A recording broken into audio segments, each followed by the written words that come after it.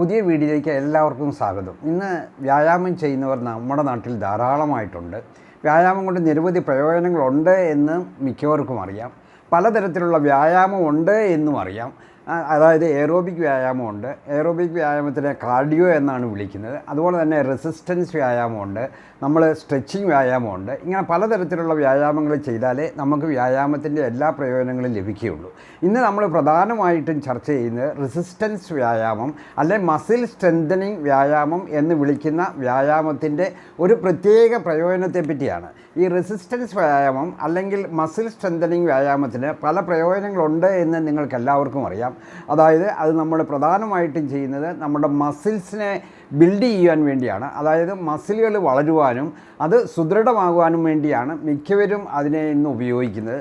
അതുകൂടാതെ തന്നെ നമുക്ക് നമ്മുടെ വെയിറ്റ് കുറയ്ക്കുവാൻ, അതായത് അമിതവണ്ണമുള്ളവർക്ക് വെയിറ്റ് കുറയ്ക്കുവാൻ ഇത് വളരെയധികം സഹായിക്കുന്നു. നമ്മുടെ ബോഡി ഷേപ്പ് നല്ലപോലെ കീപ്പപ്പ് ചെയ്യുവാൻ അത് വളരെയധികം സഹായിക്കും. ഇതുകൂടാതെ നമ്മുടെ എൻഡ്യൂറൻസ് അല്ലെങ്കിൽ ശരീരത്തിൻ്റെ ശക്തി വർദ്ധിപ്പിക്കുവാൻ ഈ വ്യായാമം വളരെ ആവശ്യമാണ്. ഇങ്ങനെ പലവിധ പ്രയോജനങ്ങൾ ഇതിനുണ്ട്. എങ്കിലും ഇതുകൊണ്ടുണ്ടാകുന്ന ഒരു പ്രത്യേക പ്രയോജനത്തെപ്പറ്റി പലർക്കും അത് അറിഞ്ഞുകൂടാ. അതിനെ ആഫ്റ്റർ ബേൺ എഫക്റ്റ് എന്നാണ് വിളിക്കുന്നത്. അതിനെപ്പറ്റിയാണ് ഇന്ന് നമ്മളിവിടെ പ്രധാനമായിട്ടും ചർച്ച ചെയ്യുന്നത്. അപ്പോൾ പലതരത്തിലുള്ള റെസിസ്റ്റൻസ് വ്യായാമം ഉണ്ട് എന്ന് നിങ്ങൾക്ക് എല്ലാവർക്കും അറിയാം.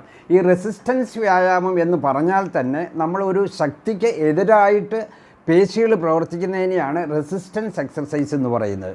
പലപ്പോഴും അത് പുറത്തുനിന്നുള്ളൊരു വെയിറ്റാണ്. അതായത് നമ്മൾ ഡമ്പൽ ഉപയോഗിച്ചുള്ള വ്യായാമം, അല്ലെങ്കിൽ നമ്മൾ ടേബിൾ പുഷപ്പ് ഉണ്ട്, അല്ലെങ്കിൽ നമ്മുടെ ശരീരത്തിൻ്റെ വെയിറ്റ് തന്നെ നമ്മൾ പൊക്കുന്ന പുഷപ്പ് എന്ന വ്യായാമമുണ്ട്. അങ്ങനെ പലതരത്തിലുള്ള റെസിസ്റ്റൻസ് വ്യായാമമുണ്ട്. ഈ വ്യായാമങ്ങളുടെ എല്ലാം ഏറ്റവും അറിയപ്പെടാത്ത ഒരു പ്രയോജനമാണ് ആഫ്റ്റർ ബേൺ എഫക്റ്റ് എന്ന് പറയുന്നത്. അത് അമിതവണ്ണമുള്ളവർക്ക് വളരെയധികം പ്രയോജനം ചെയ്യുന്ന ഒരു വ്യായാമമാണ്.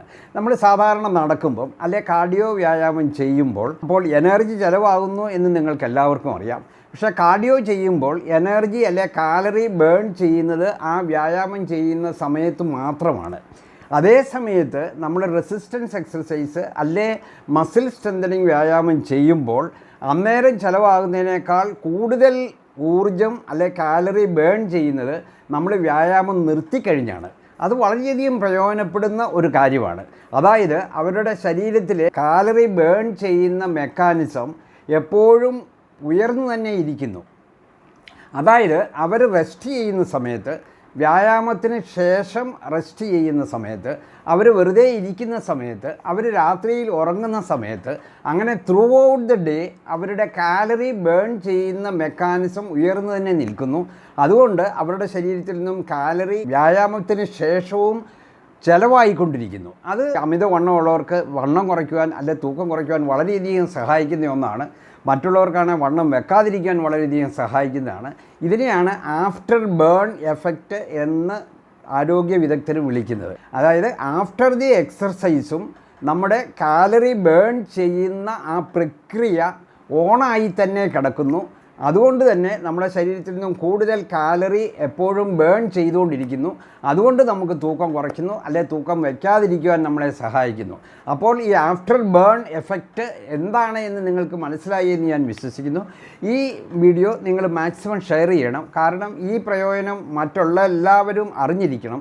പ്രത്യേകിച്ച് വ്യായാമം ചെയ്യാൻ താല്പര്യമുള്ളവരും വ്യായാമം ചെയ്യുന്നവരും. അപ്പോൾ അങ്ങനെ മാക്സിമം ഇത് ഷെയർ ചെയ്യുക. എൻ്റെ ചാനൽ സബ്സ്ക്രൈബ് ചെയ്തിട്ടില്ലെങ്കിൽ സബ്സ്ക്രൈബ് ചെയ്യുക. മറ്റൊരു വീഡിയോയുമായി നമുക്ക് വീണ്ടും കാണാം. നന്ദി.